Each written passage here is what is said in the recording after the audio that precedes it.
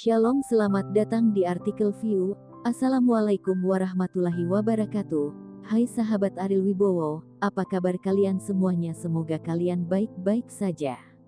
Untuk teman pekerja yang jauh perantau dalam negeri atau di luar negeri, yang jauh dari keluarganya seperti admin, semoga kalian semuanya dilindungi dan diselamatkan dalam pekerjaan masing-masing. Dan untuk sahabatku yang bersama keluarganya, semoga kalian sehat selalu dalam lindungannya. Amin. Episode 125, kisah seorang CEO muda yang berpura-pura culun. Tenangkan dahagamu. Ariel tidak tahu banyak tentang teh, jadi tentu saja dia tidak berani memainkan permainan di depan orang-orang seperti Nicholas. Nicholas memelototinya dan berkata, "Ini buang-buang waktu. Sebaiknya kamu minum air putih." Ariel terbatuk, "Mengapa kamu berbicara dengan guru seperti ini?" Ariel menegapkan punggungnya dan berkata dengan wajah serius. Nicholas agak tunduk, tapi sayangnya sudah terlambat untuk menyesalinya, jadi dia menuangkan secangkir lagi untuk Ariel. Ariel menemui Nicholas hari ini dan ingin bertanya padanya, jadi dia hanya berpura-pura dan tidak menganggap serius Nicholas. Ariel mempunyai batas malu, tidak seperti mertuanya. "Tuan, saya datang menemui Anda hari ini. Saya ingin meminta bantuan Anda dengan sesuatu," kata Ariel. Ketika Nicholas mendengar ini, dia tidak bisa menahan senyum. Dia bertanya, "Mungkinkah itu ada hubungannya dengan keluarga Wijaya?" Nicholas telah hidup selama beberapa dekade, dan dia telah lama memikirkannya, sehingga dia dapat menebak bahwa Ariel tidak terkejut. Dia berkata, "Keluarga Wijaya berharap untuk mendapatkan persetujuanmu, bisakah kamu membantuku?" Bukan tidak mungkin untuk membantu, tetapi keluarga Wijaya saat ini, sejujurnya, tidak ada di mataku sama sekali. Nicholas mengatakan bahwa ini adalah fakta, dan sekarang Aisyah jelas menunjukkan sikap menyukai Ariel, dan dia tidak mau membantu keluarga Wijaya. Kata persetujuan sangat sederhana, tetapi dengan persetujuannya, keluarga Wijaya bisa mendapatkan terlalu banyak manfaat di Bandung, dan Nicholas tidak punya alasan untuk membantu musuh cucunya. Ariel setuju dengan pernyataan ini dan mengangguk. Keluarga Wijaya berpikir bahwa proyek global dapat meningkatkan statusnya di Bandung, dan memang akan meningkat dalam hal ini, tetapi itu masih tidak signifikan untuk langit-langit Nicholas di Bandung. Nicholas terlibat dalam berbagai industri di Bandung. Meskipun tidak memonopoli seluruh Bandung, setidaknya setengah dari ekonomi didorong oleh Nicholas. Pengaruh besar ini hanya mungkin untuk masalah kecil keluarga Wijaya. Akankah dilihat oleh Nicholas? Pada saat ini, Aisyah, yang dengan sengaja kembali ke kamar dan berganti pakaian, datang ke ruang tamu lagi, dan menyemprotkan wewangian ringan. "Tuan, apakah ada cara lain?" Ariel melirik Aisyah yang polos dan cantik, lalu menoleh ke Nicholas dan bertanya. "Bukannya tidak ada. Ada banyak rantai industri di keluarga Nicholas. Anda dapat menemukan seseorang untuk bekerja sama dengan keluarga Wijaya. Ini dapat dianggap sebagai wajah untuk keluarga Wijaya," kata Nicholas. Tidak ada persetujuan pribadi dari Nicholas, tetapi dimungkinkan untuk bekerja sama dengan keluarga Nicholas. Ini dapat dianggap sebagai membantu keluarga Wijaya yang menyamar. Lagi pula, memenuhi syarat untuk bekerja sama dengan keluarga Nicholas sudah merupakan cara untuk membuktikannya. "Nilai sendiri, aku akan menyerahkan ini padamu.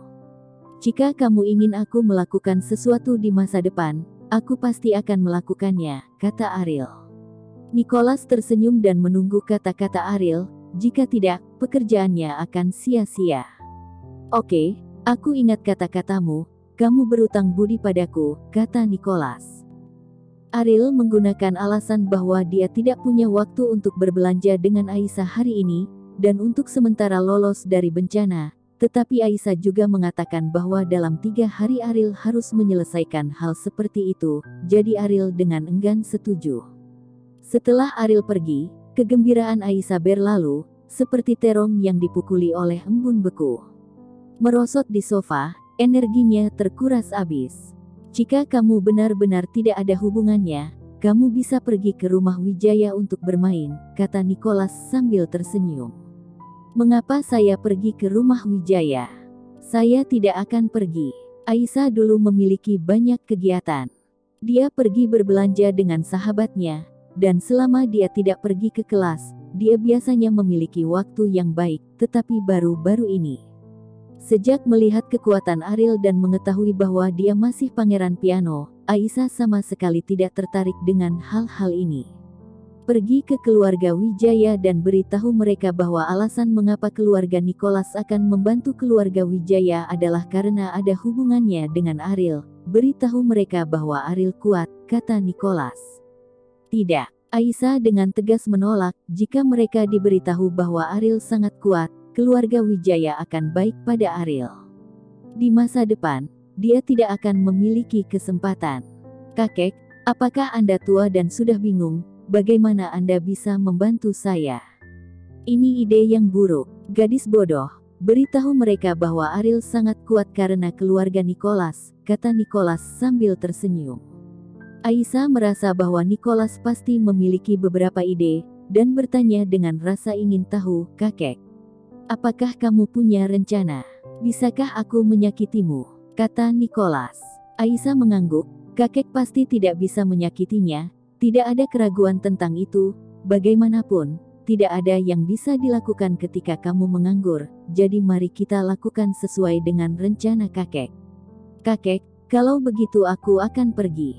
Sesampainya di villa keluarga Wijaya, wanita tua itu berdiskusi dengan asistennya tentang cara melatih Andika di ruang tamu, karena dia dapat melihat bahwa Andika tidak sabar untuk mengambil posisi ketua. Dan wanita tua itu juga ingin serahkan beban ini kepadanya, tetapi dengan kemampuannya saat ini, sangat sulit untuk mempercayakannya dengan tanggung jawab yang berat.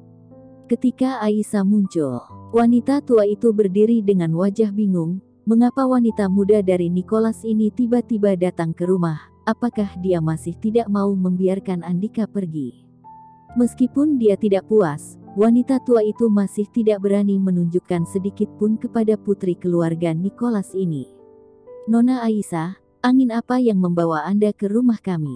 Wanita tua itu berkata kepada Aisyah dengan senyum di wajahnya. Angin tak tahu malu, dan anginnya cukup kencang, kata Aisyah. Ini jelas untuk menyembunyikan orang secara rahasia. Tetapi wanita tua itu tidak mengerti dari mana yang disebut angin tak tahu malu ini berasal. Nona Aisyah, apa maksud Anda? Saya tidak begitu mengerti. Kata wanita tua.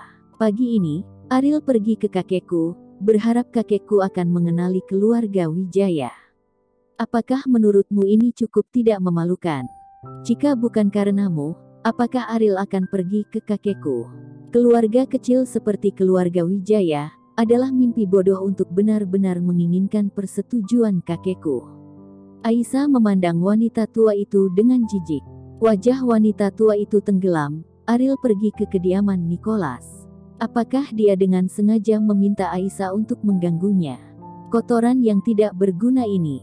Dia bahkan bertemu seorang gadis kecil untuk membantunya melampiaskan amarahnya. Ngomong-ngomong, Ariel tidak tahu bahwa aku datang ke keluarga Wijaya. Aku hanya ingin memberitahumu bahwa tidak peduli seberapa banyak dia memohon pada kakekku, keluarga Wijaya tidak akan mendapatkan persetujuan dari kakek, karena kamu, levelnya terlalu rendah, bahkan jika kalian kerja sama dengan proyek LKK Technoscience, kakek bahkan tidak memandang itu, kata Aisyah.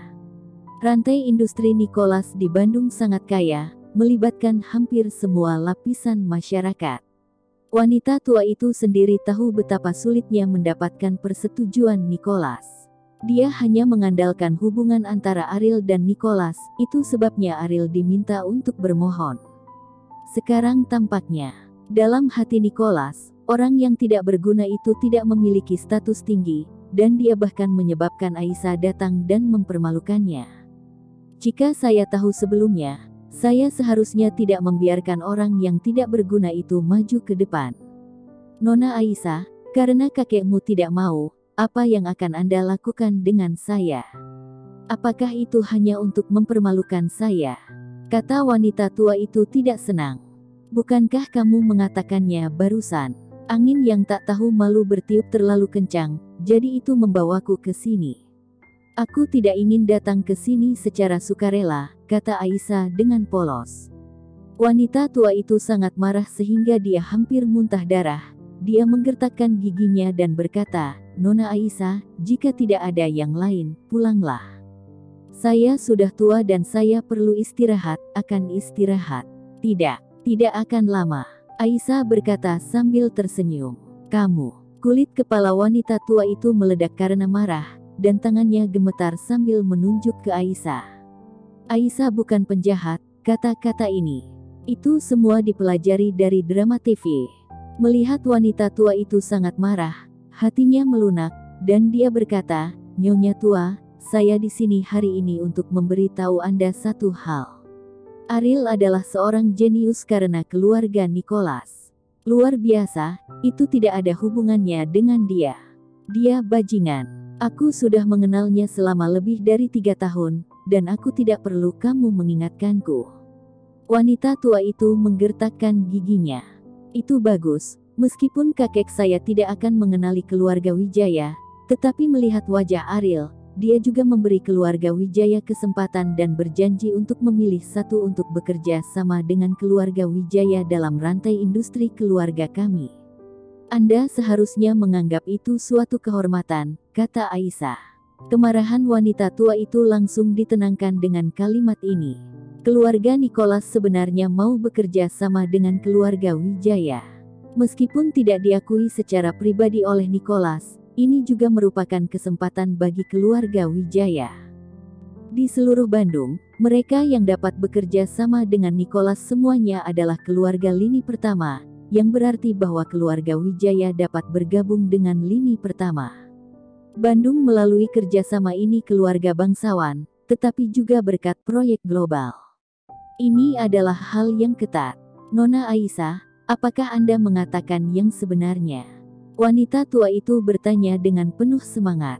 Merasakan perubahan suasana hati wanita tua itu, Aisyah merasa jijik di dalam hatinya, dan hanya ingin mengusirnya. Dia mengubah wajahnya begitu cepat, dia benar-benar seorang wanita tua dengan kekuatan ekstrim. "Aku datang jauh-jauh ke sini, apakah aku masih bercanda denganmu?" kata Aisyah. "Terima kasih Nona Aisyah, terima kasih Nona Aisyah telah datang untuk memberitahu saya kabar baik ini. Ngomong-ngomong, bantu saya untuk berterima kasih kepada orang tua dari keluarga Nicholas. Keluarga Wijaya pasti akan memanfaatkan kesempatan ini dan tidak akan pernah membiarkan membuat keluarga Nicholas kecewa." Wanita tua dan Nicholas berbeda dalam usia. Tidak besar, tetapi statusnya sangat berbeda, jadi sikapnya terhadap Nicholas sangat hormat. Aisyah tidak menyebut Ariel lagi, untuk menghindari wanita tua itu mengambil pujian kepada Ariel. Sebenarnya, dia tidak perlu khawatir tentang ini sama sekali, karena wanita tua itu tidak dapat memiliki ide seperti itu. Menurut pendapatnya, Ariel melakukan hal-hal ini begitu saja, hanya untuk menebus keburukan keluarga Wijaya selama 3 tahun terakhir. Jadi apa? Dia mungkin berterima kasih kepada Ariel untuk ini. Setelah Aisyah pergi, wanita tua itu duduk di sofa dengan sangat bersemangat sehingga dia terlalu bersemangat. Baru saja, dia berdiskusi dengan asistennya bagaimana meningkatkan kemampuan Andika, tetapi dia tidak mengharapkan kesempatan itu datang begitu cepat. Sekarang Kauri bertanggung jawab atas proyek di LKK Technoscience, yang telah melemahkan posisi Andika di perusahaan, tetapi jika kerja sama dengan Nicholas diserahkan kepada Andika, maka dia pasti akan bisa mendapatkan kembali prestisenya di perusahaan. "Ketua, apakah Anda ingin memberikan kerja sama Nicholas kepada Andika?" Asisten itu menanyakan pikiran wanita tua itu. "Aku tahu kamu khawatir akan ada yang tidak beres, tetapi sekarang ini memang kesempatan baginya, dan dia sudah besar, dia harus mengerti apa yang harus dia lakukan. Kerja sama dengan Nicholas sangat penting, aku masih percaya pada dia," kata wanita tua itu. Asisten itu ragu-ragu untuk mengatakan apapun, tetapi dia tidak mengatakan apa yang dia pikirkan, karena menurutnya, adalah hal yang paling aman untuk menyerahkan masalah ini kepada Kauri. Proyek global bekerja sama dengan Nicholas, begitu dua hal ini dapat dilakukan sempurna pada titik ini, keluarga Wijaya pasti akan menjadi keluarga tingkat pertama di Bandung. Tetapi dia tahu bahwa sangat tidak mungkin bagi wanita tua itu untuk melakukan ini, karena dia tidak akan menyerahkan kepemimpinan keluarga Wijaya kepada Kauri. Cepat telepon Andika dan katakan padanya untuk segera kembali. Aku akan memberitahunya tentang ini, kata wanita tua itu.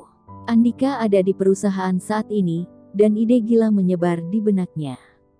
Ketika dia menerima telepon dan tahu bahwa wanita tua itu memintanya untuk pergi ke villa, Andika merasa bahwa kesempatannya telah datang. Dia pergi ke apotek dulu sebelum mengemudi pergi ke villa keluarga Wijaya. Bersambung.